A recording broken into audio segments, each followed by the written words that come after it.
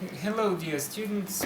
Today we're going to continue to study the the period after the Second World War and the policies of the Federal Reserve System after the Second World War. This is a great period. We've covered a period of great moderation, there was inflation and great moderation. The United States economy had very serious problems with inflation. The rates of inflation were really high. The CPI index, consumer price index, was really big. Prices skyrocketed. They skyrocketed due to several reasons. First of all, and the foremost reason was that the United States is an economy which is really energy intensive.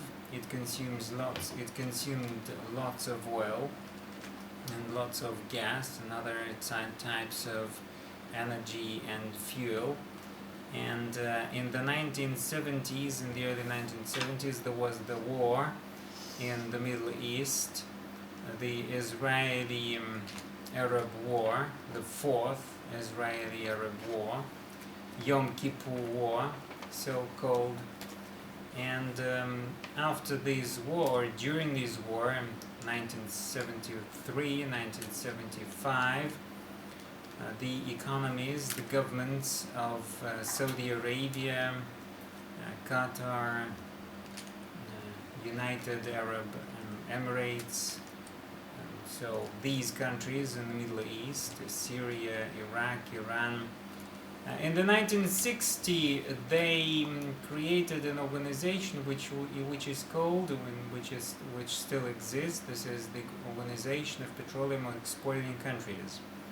This organization was initiated by Venezuela, and this country has exited and re-entered this organization again, so it's a really interesting country. But this country initiated actually the creation of the OPEC, the Organization of Petroleum Exporting Countries. And these countries in the 1973, 1975, increased oil prices several times, and oil prices increased, they quadrupled actually. And if in 1972 oil cost something like $4 a barrel of oil, and in 1973, 1975, the price just skyrocketed in terms of those days, and it quadrupled actually. So it was something like $12, $13, $14, $16 a barrel. That was a huge increase. And like I said, the United States economy was really energy intensive. We should mention here the automobile industry, of course, the big three, Chrysler, Ford, and General Motors in Detroit. And they built cars which were energy intensive. And the United States economy consumed lots of fuel, lots of gasoline. And this is a nation, of course, of aircraft. The United States is the nation of aircraft, unlike the Soviet Union.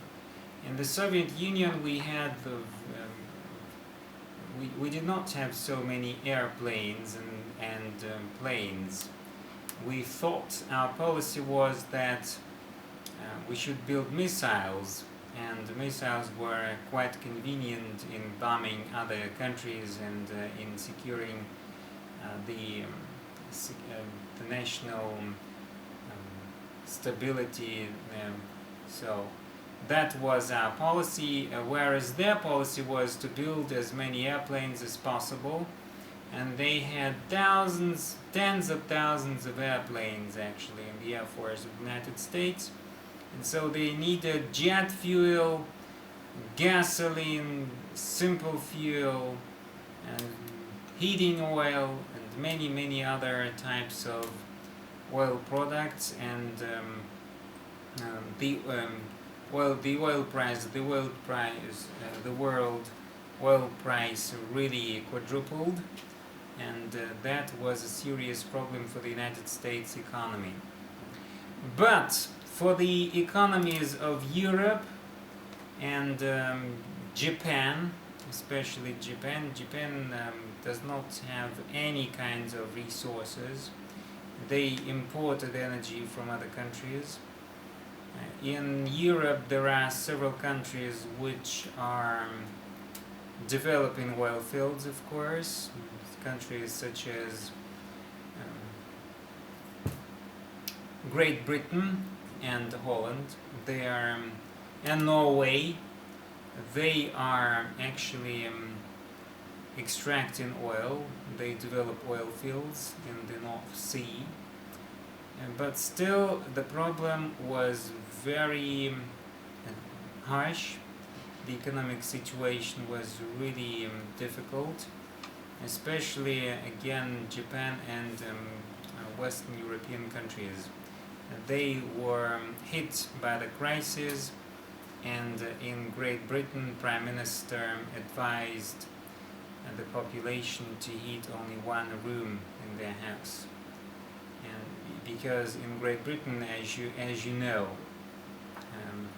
there is no central heating, so they heat using either coal or other types of fuel, and the situation was really difficult, and the economies of the European Union, the economy of the United States, immediately started showing high rates of inflation, and CPI index was really high, more than 10% a year, in some cases 13-14% a year. And this was the period of the 1970s.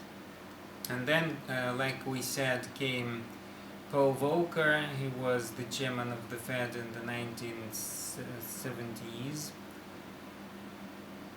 and the 80s, and his commitment was he wanted to moderate inflation. He wanted to stabilize the prices of oil and other types of prices, because inflation is a thief which steals the value of the money, and they wanted just to create a system and create some instruments. There was the target system and the targeting, the central banking targeting. They developed a system which constructed a mechanism, and this mechanism allowed to decrease the rate of inflation. And in the 80s, the rate of inflation really decreased down to 4 and 3% a year. And that was a great success. And but the problem was also the problem with the high interest rates. The Federal Reserve System had to increase the Fed fund rate, or the rate of refinancing, as we should call it in Russia. Russian central bank's main interest rate is called the rate of refinancing. In the United States, it's called the U.S. Fed fund rates, and Paul Volcker had to increase these rates. And most importantly of all, the problem with these high interest rates was that farmers, agricultural workers, manufacturing industries, they suffered great losses because they had to take loans, and these loans were really expensive. very high interest rates, and they suffered greatly. They did not take much credit and did not take many loans. If you do not take any loans or few loans, that means you stop developing, you stop the development of your industry, of your enterprise, you lay out workers, labor force, you lay out people, you make them redundant and things like that. So the situation was really difficult, and inflation and economic growth, these are two big, huge issues in the economy that you have to think about when you do a great deal of economic performance and analyzing efficiency. So when Chairman Volcker left his post in 1987, the inflation rate was around 3 to 4%. Like I said, that was a huge result, the greatest result ever achieved. And then came the 1981-82 recession. High interest rates needed to bring down inflation, and the price was really costly, because I explained that enterprises had to take loans that were really expensive, and this slowed the economic growth. In the sharp recession during 1981 and 82, unemployment peaked at nearly 11%. So this was another cause of high interest rates and inflation. Enterprises started laying out people and making them redundant, and this is the reason why actually the unemployment rate skyrocketed. Actually, the next wave of big, huge unemployment came in the global financial crisis of 2008. What the central bank does, it may monitor unemployment rate, but it cannot influence it directly. So it may do that indirectly through various mechanisms, such as interest rates, the rate of refinancing, like I said, and in creating an increasing and decreasing the money supply. For example, if there is a great period of huge unemployment, you should stimulate the economy. And how do you stimulate the economy regularly, on a regular basis? The Fed or any central bank should increase the supply of money.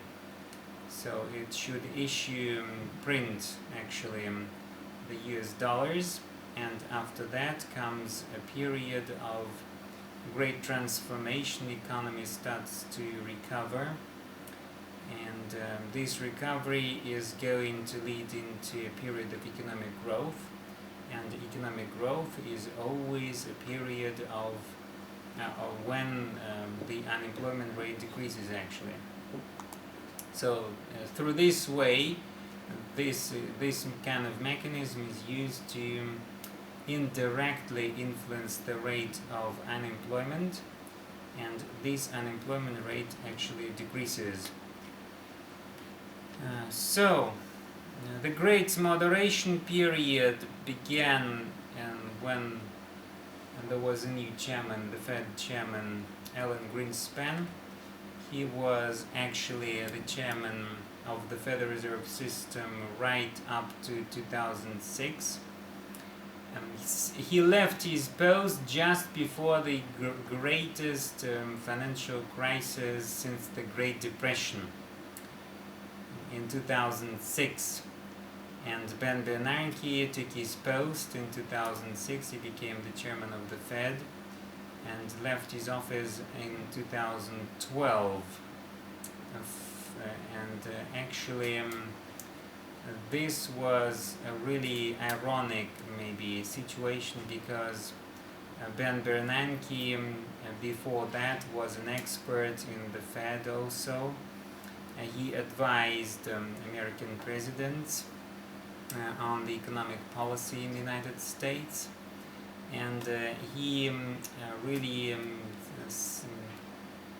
discussed this issue several times. He was asked about the situation, the economic situation, and all of these policymakers, all of these people in the government agencies and the advisory commissions, they said, Alan Greenspan said, Ben Bernanke continued saying and confirming that everything is under control, that nothing is going to change.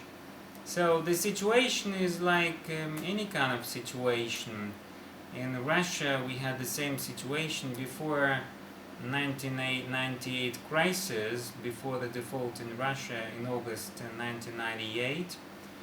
President Boris Yeltsin also was asked to come over, to appear on the TV and say a few words about the economic situation in Russia. And he was told, economists told him that you should say, and great financiers in our countries told him to tell the population of Russia to make people calm down. He said that no default, no devaluation, everything will be okay and just fine. The sun will be shining and everything will be kind of pretty. So he was mistaken.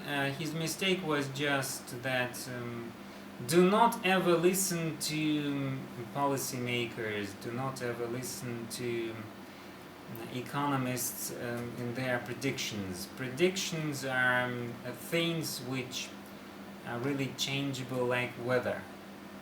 There are crazy people who just forecast a crisis each Monday, and through this predicting, through this stupid predicting, or ridiculous kind of predicting, they just kind of make their prognosis. Their prognosis comes true every 10 years.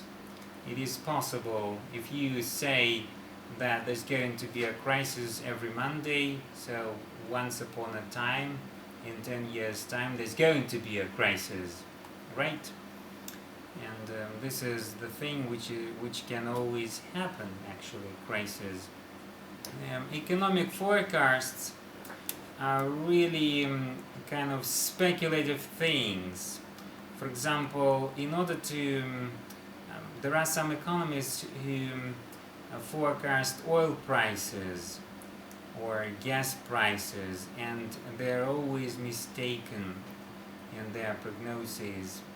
But sometimes there are just people who say that this is going to happen, and it really happens, and these people become kind of celebrities in any country.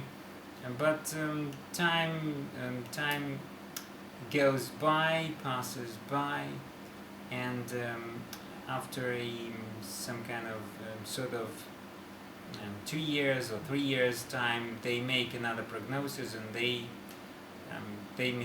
are mistaken. They make mistakes in their prognosis, and people just think that what they say is based on real things, on real worlds. These air castles, so to speak. They build air castles, and in the skies they're romantic people, so to speak. And prognosis, you shouldn't really make prognosis that way. There are ways of making prognosis on the stock exchange, of course, and some of them some of these prognoses are really short-term prognoses. For example, Japanese candlesticks and things like that. And sometimes we use these kinds of prognosis to make our own prognosis. And they tell us some of the things, and we can understand the movements of these rates of currencies against each other, or shares and equities of different countries, of different companies, or bonds. But in the end, at the end of the session, everything may change, like weather. And so there is an anecdote. So that the exact prognosis, the exact weather forecast, you're going to get only the day after tomorrow. So this is it, and only after the day after tomorrow you may understand whether you won or whether you actually were the loser on the stock exchange. You lost money, huge amounts of money, and your strategy was wrong, or your strategy was really good and you just predicted it on the basis of Japanese candlesticks or things like that. So Alan Greenspan was responsible for the period of great moderation. He kept interest rates really low. They did not increase more than 4%, and inflation was really stable. CPI index was stable, and this was the period when the United States economy was transforming. It became a more stable economy, and the financial market started to work using those basic ideas about the economy. They believed that this situation is going to last forever, this period of low interest rates. And what was the results? What were the results of this period, actually, the Great Moderation? People started to believe that this situation would be would be continuing in the future, and the financial situation in the economy was really stable, and everyone believed that this is going to lead them in the 21st century. And what they did, they started they started taking many loans. They started this economy was called actually they borrowed too much. That was the result. The result of low interest rates is always that people start borrowing more and more and more, and purchase goods and services using credit cards, and they do not think that something is going to happen which would lead them into a Great Depression or a Great Recession, into the crisis. They've got for example, each citizen of the United States before 2008, before the Great Recession of 2008, had at least 9 credit cards in their votes and their portemonnaies. At least 9 on average. Every person, every citizen, including children, small children, babies, had 9 credit cards. This was a really difficult, serious situation. The residents did not understand. They lost ground. They did not save money. The savings rate was really zero, actually.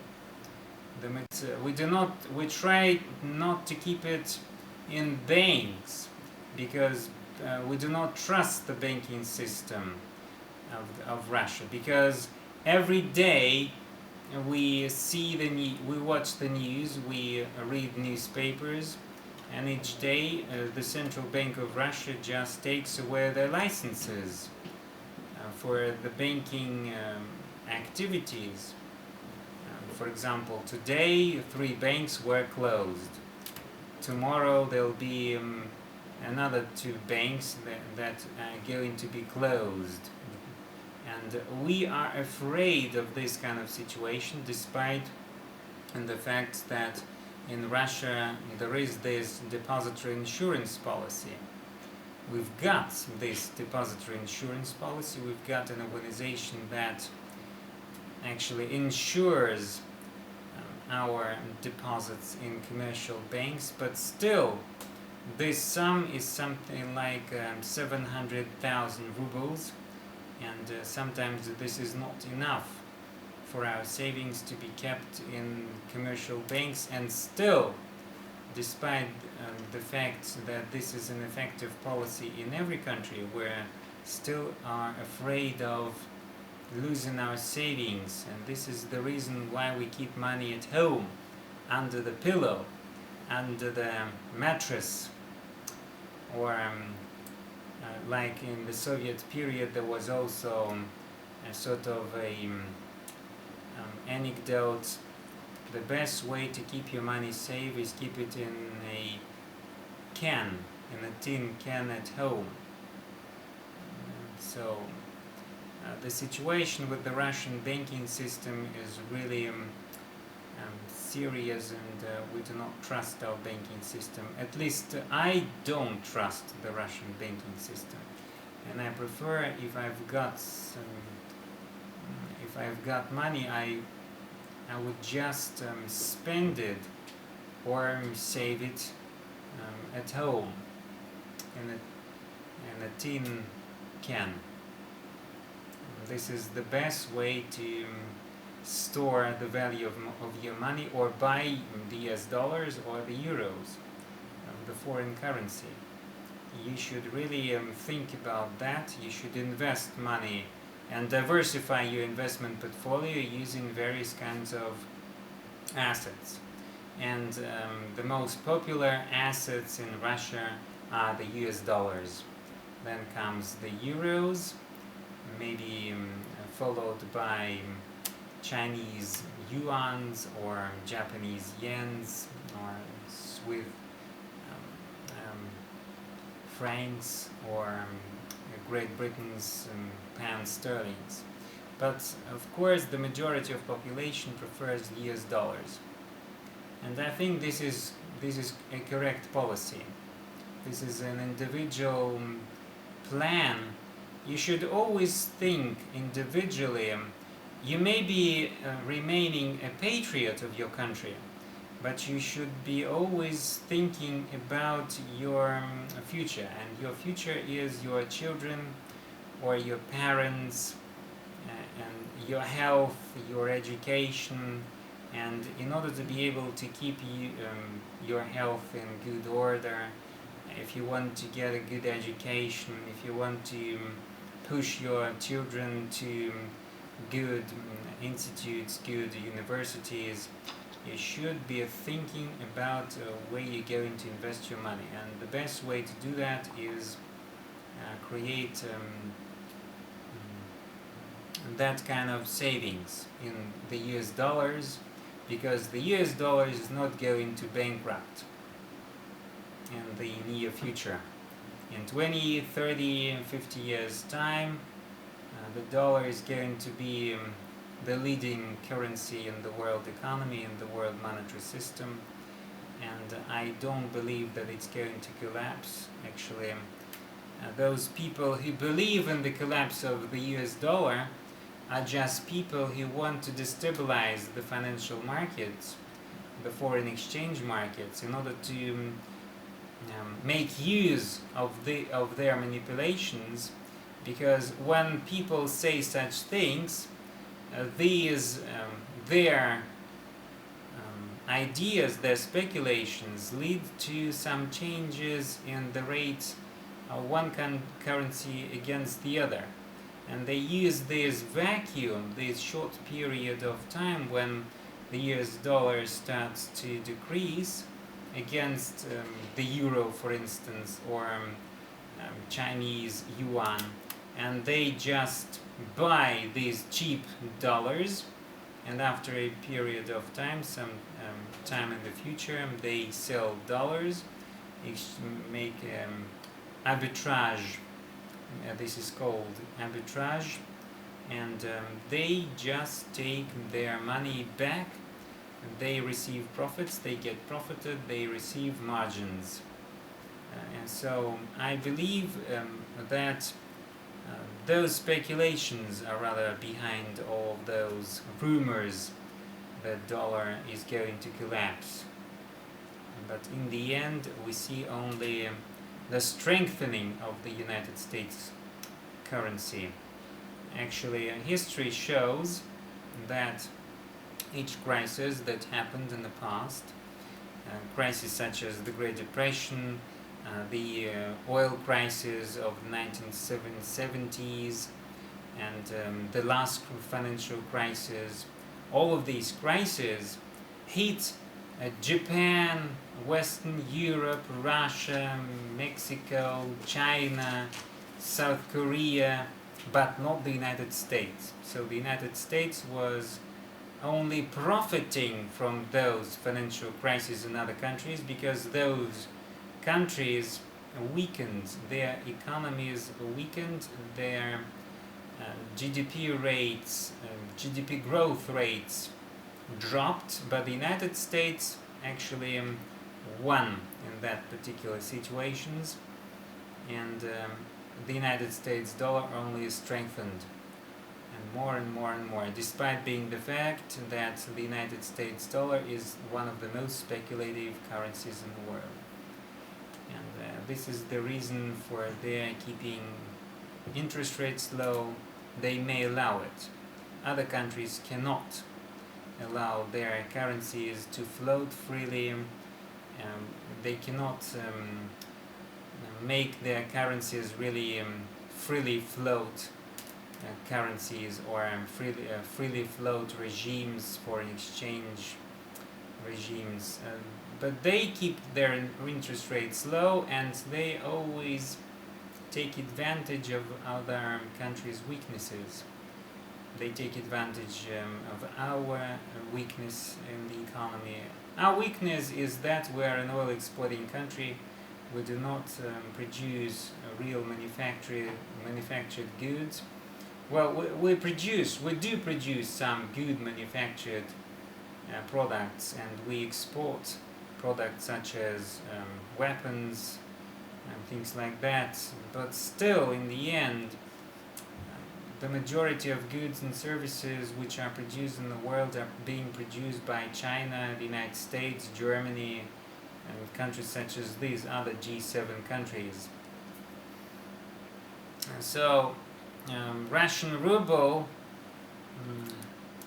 is heavily dependent upon the oil prices, because anytime there's a drop in oil prices, we suffer greatly, and we have to devaluate our currency in order to stimulate exports and keep imports away from the Russian market. But still, the reason behind our not being able to produce really many manufactured goods and services or finished goods is that we have to import many goods from abroad, and our trade partners are really the countries with hard currencies, the euro, the US dollars, the yuans, and not the rubles. A ruble is ironic. This is funny to say, but a ruble is a freely floating currency. It's a fully convertible currency, like the US dollar. So the status of the Russian ruble in the world monetary system is almost the same. It is fully convertible. So that means you may buy, in the United States, you may buy Russian rubles and deposit these rubles on bank accounts in the United States, but nobody does it. And China, which is a manufacturing giant, China, which is the world factory, they limit the use of yuan. They are afraid of speculations and things like that. We aren't. When our government is not afraid of devaluations and defaults, so they are sort of people who live on this day.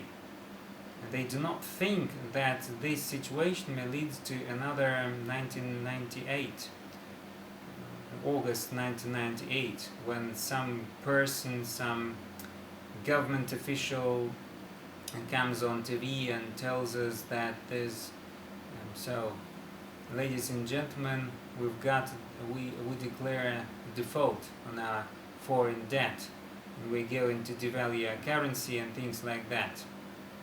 So our government is really not thinking about this situation, these problems, and I think they should be thinking more about it. In the United States, they do not have to think about it because the dollar is always in demand. Many other countries make reserves, foreign exchange reserves, gold reserves. They store dollars, and countries such as China and Japan store dollars more than any other country in the world. We sold oil in the early 2000s when the price for oil was really high, and by 2007 a barrel of oil cost something like $150 a barrel, and we were really happy about that. We saved huge amounts of US dollars. We accumulated 500 billion US dollars of these kinds of assets, and this money was used during the financial crisis of 2008-2010, and in this particular, when sanctions came, when the European Union and the United States began their attacks on the Russian economy in 2014, 15-16, all these sanctions, we also used these, and we continue to use these reserves in order to stabilize the economic situation in Russia.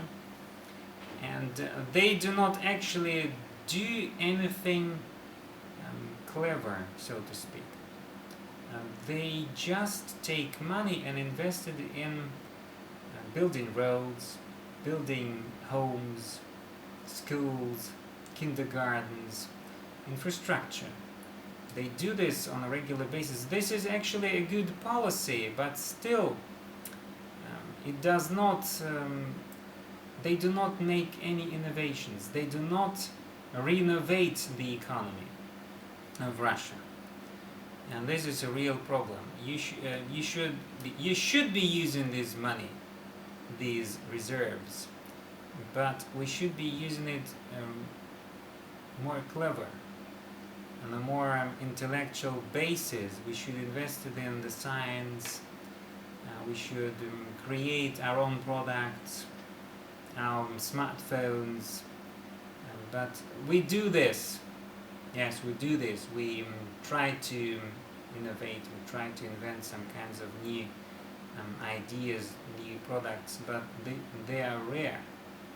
These products, you may count these products, and 10 fingers on your on both your hands is enough to count these kinds of products. Whereas in China, in Japan, in the US, in India, there are hundreds or tens of thousands, hundreds of thousands, millions of kinds of products, whereas we've got only handmade products which are really rare and are really expensive, and nobody wants them. So this is not a good policy, and Skolkovo is not going to lead us in a happy future, into a bright future. What we need, they try to develop agriculture, yes. They invest money in agriculture, they want to introduce some policies in order to develop agricultural industry, but still they develop small enterprises. In Russia, developing small enterprises and small business or middle-sized business is not a good policy, because Russia is really great territorially, and the population is not like the population of Switzerland or Austria, where there are only 7 million people living. In Austria, the population of Austria is almost 7 million people. Switzerland and Holland, Netherlands, these are really small countries.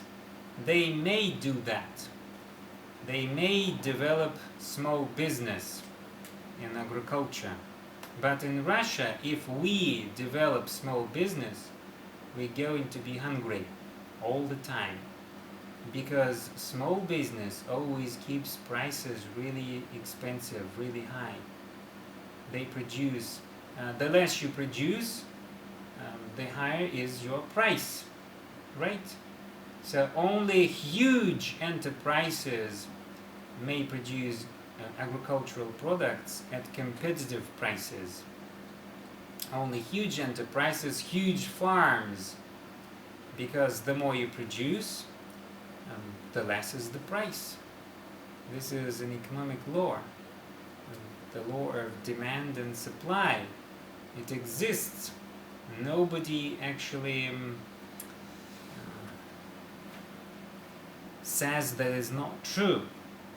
This is still true after 300 years, when Adam Smith and David Ricardo introduced these laws, or just analyzed these kinds of bylaws of business in the economy.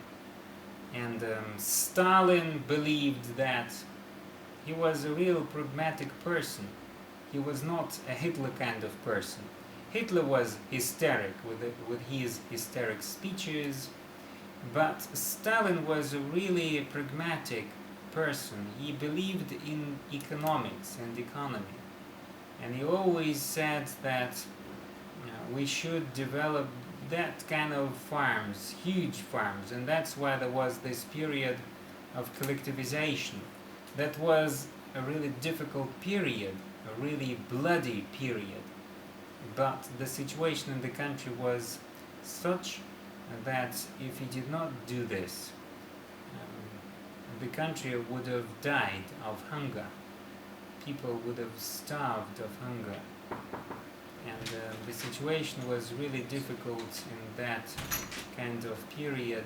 And in order to make money, in order to invest money in manufacturing, he had to use cheap labor, or almost free labor force. So these collective farms were created, and we started industrialization. And this industrialization led the Soviet Union through the Great War, through the Great Patriotic War of 1941-1945. But for these investments, we could not have won the war. And the same situation was in the United States as well. Huge countries develop huge business. The United States economy is characterized of great enterprises.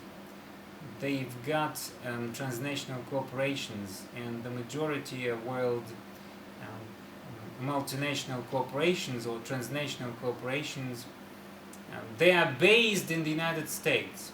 They are based in New York, Chicago, Boston, Philadelphia, Detroit, those kinds of cities that became manufacturing capitals of the world.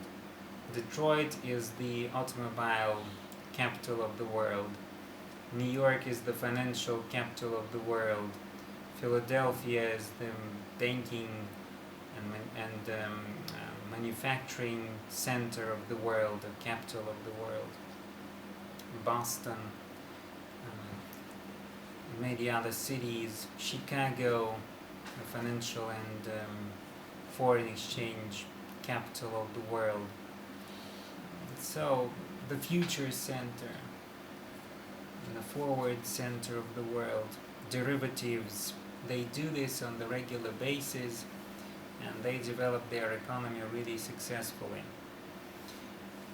So when we continue this period of great moderation, we see how can we understand this period of great moderation and what were the results of this great moderation. After 1979, improved monetary policy really contributed to the great moderation. The Fed actually learned something from the previous crises, and they started introducing really good policies into the economy, and they understood some of the dynamics which were really understandable. In particular, a low and stable inflation promoted broader economic stability, and stability is always a good factor for the development of any country, not only the economy of the United States. Just take any country. What do people want most of all? They do not want the worsening of their economic conditions. They are quite in agreement with government when nothing changes. People want stability. They want to wake up in the morning and they want to know that I'm not going to lose my job, that I'm going to my work every day and nobody's going to fire me. I'm going to take my money as salary, and I know that each month at that particular date I receive my salary or wages, and I use that money to keep my home, to support my family, to support my relations, support my parents, things like that. I want stability because people would like to, especially people after 30, they are thinking more about stabilization. They do not want this whole series of unfortunate events when the economy crashes and everything goes to nothing, and all their strengths and activities are really changeable. So they do not want it. They want a stable life, they want a stable salary, a stable job, and they want the government. And the final point in understanding the Great Moderation period is that it brings structural change, such as better inventory management. What is inventory management? This is the system of ordering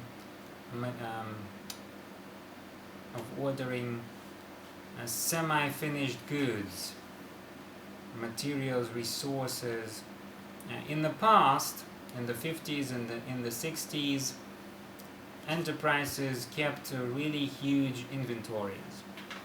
They kept many resources, and they sometimes they do not need those amounts of resources, huge amounts of resources, because nobody bought their products, for instance, and they had many products that were already manufactured, and they did not really need those inventories. But you're not going to throw away these resources in the end. If you do not use all of your resources, you should really keep it somewhere. But keeping somewhere again takes money, demands money. And after 1970s and 80s, people, when there was the stabilization period, and they understood that the economy is going to be stable all the time, so you did not have to think about keeping resources all the time at your facilities, at your corporation. You started thinking about good management of your resources, and concepts such as ERP, Enterprise Resource Planning, TQM, Total Quality Management, CRM, Consumer Relations Management, and management systems such as these occurred. Just-in-time delivery, just-in-time. That was a period of good manufacturing, management, and marketing ideas, because the economy was really stable.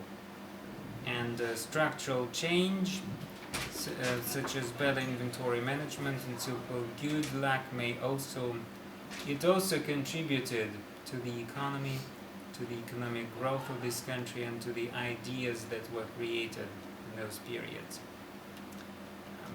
Then, if we take other points in understanding the Great Moderation period, well, financial stresses occurred. Financial difficulties always, they do always occur, because the United States economy is an open economy. It's a free market economy with free enterprise, free thinking, democracy, etc. And that means that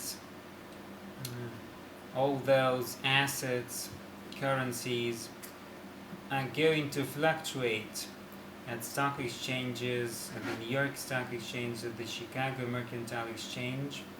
We see all those fluctuations when we go over to their websites. We see this every day and every minute and every second. Something changes, and that means that you should be aware of the economic situation. You should live in this particular time frame, and you should keep in mind that financial stresses can occur, especially if you are an arbitrageur or a financial analyst, financial manager, or an economist. If you make prognoses, forecasts for the economy to develop, if you're an economic advisor, this is your business, this is your bread, like we say in Russian. And that's why, for example, in 1987 there was a stock market crash, but it did not, these kinds of financial stresses, the stresses in the economy, they did not lead to huge economic collapses. They did not lead to a breakdown in the economy. Unemployment, yes, unemployment started to rise, but still the rate of unemployment was not so high as in the Great Depression or in the 1981-82 economic crisis in the United States. Because the economy was stable, and inflation was stable, and economic growth was stable at 2 or 3%. This is a moderate economic growth. But for countries such as the United States with huge GDP, gross domestic product, you do not have to grow at really skyrocket growth rates. Because if you grow at 2% or 3% a year, and you've got GDP of something like $10 trillion, that would still mean a huge amount of goods and services being produced in compared to the previous year. And China, for instance, in the early 2000s, or at the end of 1990s, they had a really small GDP of something like $1 trillion. This was a small GDP in China, and they had to grow really quickly in order to feed the population, the huge population. They needed to feed it, but now, when their GDP is 10 times of the one they had in the end of 1990s, in China now you do not have to grow really quickly, because quick growth may lead also to some sort of crisis. Actually, huge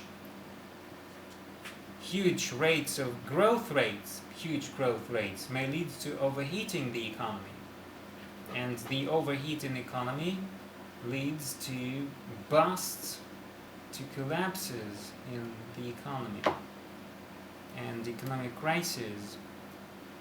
You should be really keeping in mind that inflation, unemployment, current account balance, so these macroeconomic issues are really serious in the money supply. So these are really serious issues in the economy, and you should be keeping in mind that they are not going to be always the same in Russia or any other countries, but you should be keeping in mind that these kinds of data, these kinds of figures, these phenomena should be stable. People should be aware of them tomorrow.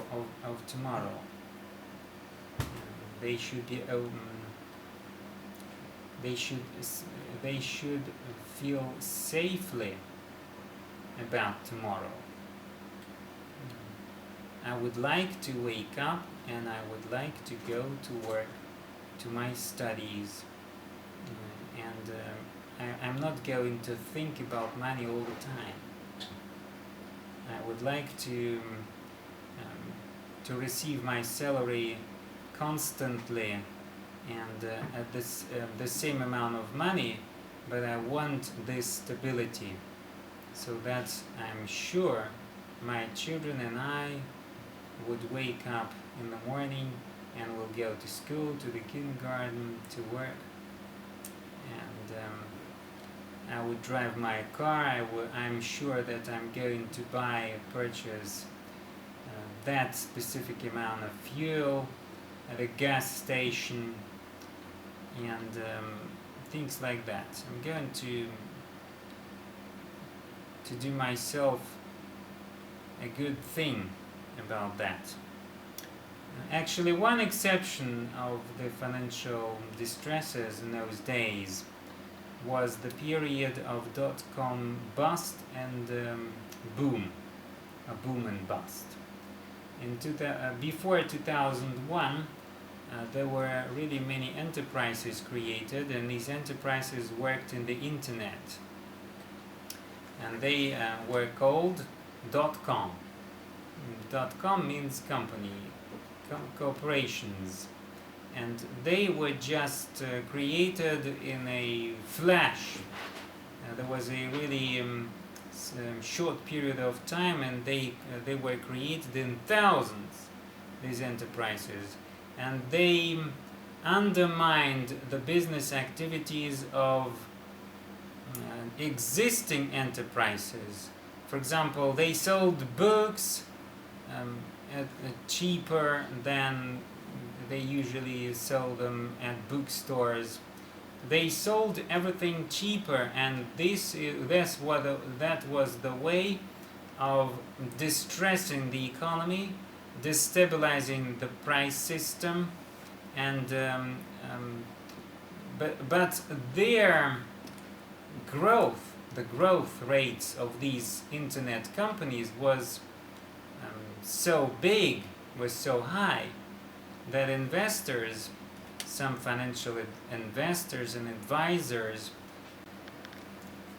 so all those people, financial advisors, financial forecasters, financial investors, portfolio managers, told brokers, dealers, they all bought huge amounts of shares, of equities of these internet companies.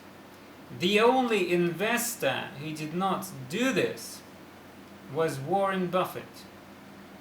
And these financial advisors, all those financial people at the New York Stock Exchange told other people that he went crazy.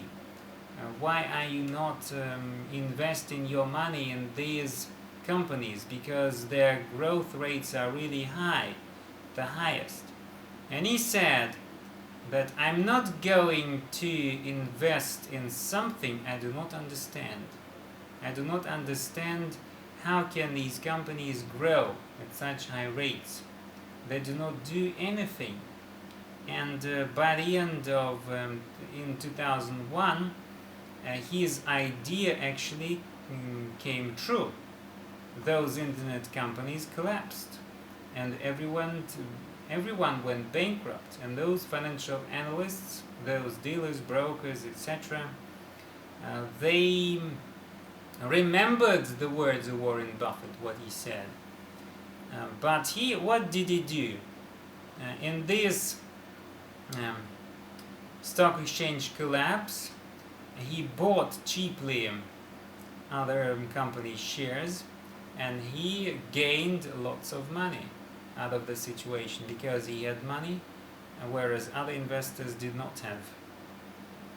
So at the foreign exchange market, at the stock exchange, you should be really patient. Patience is the most important factor in economic development and in the financial market. You should be patient all the time. If you've got assets, you should be patient. Rubles, dollars, euros may decrease or increase in their value. But if you are patient and you keep your assets in good order, your investment portfolios in good order, actually you're not going to lose anything. You may lose something, but if your portfolios are really diversified, you lose only those assets which collapse, but not assets that do not collapse. And because of the relative tranquility during this period, monetary policy generally received greater emphasis than financial stability policies. If we talk about a prelude to the financial crisis of 2008-2010, and the housing bubble was one of the major factors for that sort of crisis. So before 2006, 2007, there was a period of huge, high growth of housing prices. Housing prices were growing and growing and growing all the time. And people were sure that each year, by the end of each year, if I sell my house, I would receive profits, great profits actually.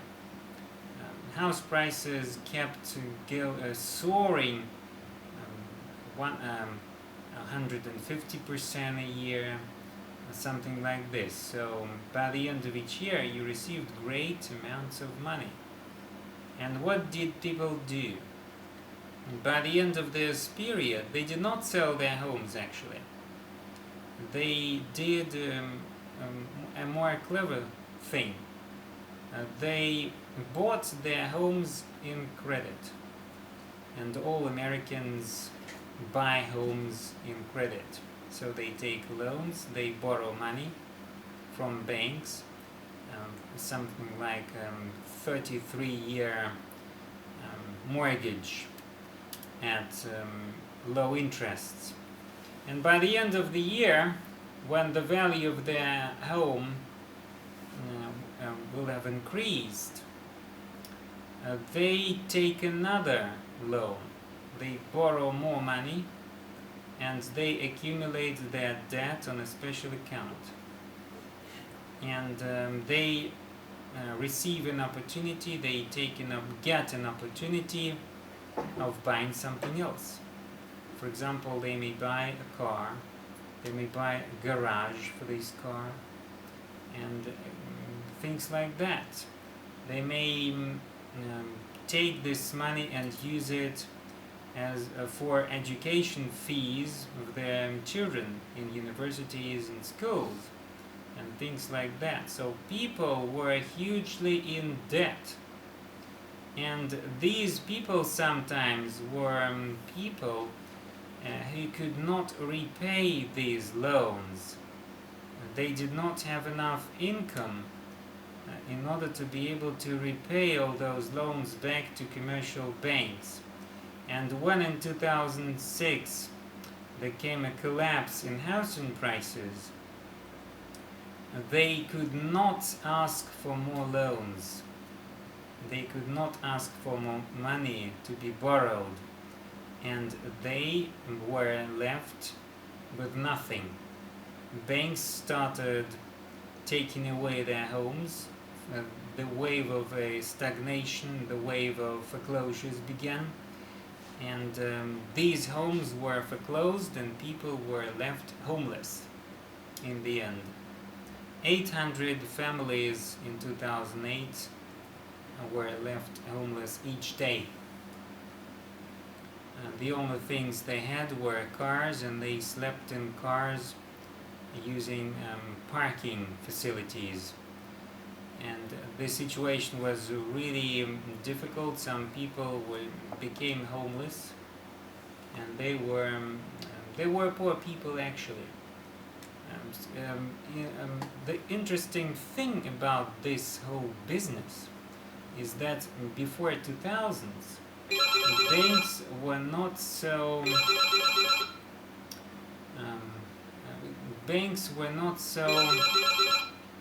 they were reluctant actually in providing loans to the population. They always asked for some collaterals. They always asked for other kinds of properties and money. They were keeping the population in. They tried to make people understand that if you take loans, you should really pay it away, pay it back to the bank. Banks would have to be sure that you're going to repay your loans and things like that. Whereas in the period of 2000s, banks started providing money, loans to the population without any kinds of documents. So you had to provide only your passport, your American passport, and receive or get your loan. And so no documentation policy. There were no documentation to be used, and interest rates were really small. And the credit was cheap, and people got those loans, and they were left homeless in the end. So house prices soared like something like 130% a year. And that was a huge increase, and this situation could be observed, or could be observed, surveyed throughout the world. In Europe there was the same situation. Housing prices in Germany, Netherlands, UK were soaring up, And one of the reasons for this, for an increase in housing prices, was also not only the development of the financial industry or financial markets, but also huge immigrant increases in Britain, in Germany, in France, and many other European countries, and countries such as Canada and the United States, because they are the centers of migration or international migration. Everybody wants to live where it's good, where it's comfortable. And the United States and Great Britain are really comfortable when you live in these countries. So the situation really deteriorated, and inflationary house price psychology was created. A rise in house prices and weakening mortgage standards fed off each other. Rise in house prices created an expectation that housing was a can't-lose investment, so an investment that would be always in demand, and they believed that their houses were going to be more and more expensive, and they were in agreement with the banks, commercial institutions. And then, of course, another reason was lax underwriting and insurance policies. Many people received their loans and credits, and they did not deserve it. And the same situation we observed in Russia as well. In the 1990s, to receive a loan from a bank was impossible, almost impossible. You had to produce many documents. You had to produce people who would guarantee your loan. And today, even today, they say that you should deposit the same amount of money you ask in our bank. And after that, we're going to provide you with capital, provide you with a loan. So if you want 3 million rubles, you should deposit 3 million rubles on the deposit in Sberbank or Master Bank, something like this, VTB or something like that. You should deposit 3 million rubles, and only after that you will receive your loan amounting to 3 million rubles. So it sounds stupid, but in the end it explains lots of things, because in a bank you want to be sure that this company is going to pay back the collateral at interest. They want their money back with interest. So I do not understand those banks who did these things in the United States. He allowed this situation, and government institutions as well. Where were they looking for? Where were they looking at? Today we covered lots of details in the period of before the greatest economic crisis after the Great Depression.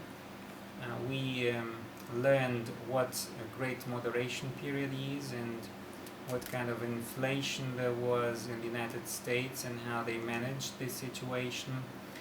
We learned something about the leaders, the policymakers of the United States, such as Alan Greenspan and Ben Bernanke and Janet Yellen, the Federal Reserve Chairman, who were symbolic in some sort of ways, because they did something good and bad, but in the end the economy of the United States is the most stable economy, and the US dollar is the most stable currency in the world. So at this point I would like to stop. I would like to thank you for your coming here today. I'm sure that you're going to keep in mind those things I told you, and maybe next time you'll say something as well. So I would like you to learn these ideas, these thoughts of mine, and I would really be happy if you say something. Okay? Thank you very much, and take care.